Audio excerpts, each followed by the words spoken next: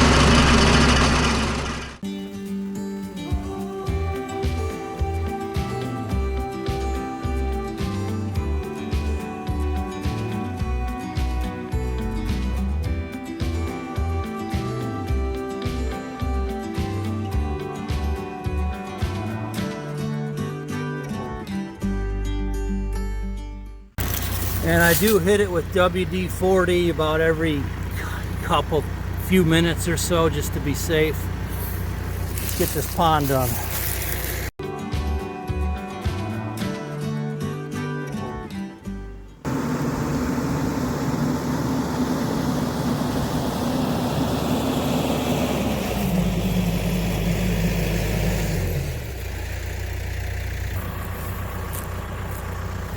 So far so good. I got a ways to go yet to finish, but this stuff here I'm not going to really mess with. Only the ditches where their trees are coming up in it.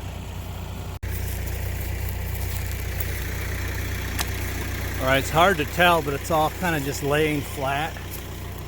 And I had to be careful with the depth because this ditch is so steep right here that I could gouge into that backside with the end of that bar and just tear it right off of there. But you could see it took out all the well, there's a willow, which actually we like willows, but it took out all the autumn olives that it hit and the black locusts.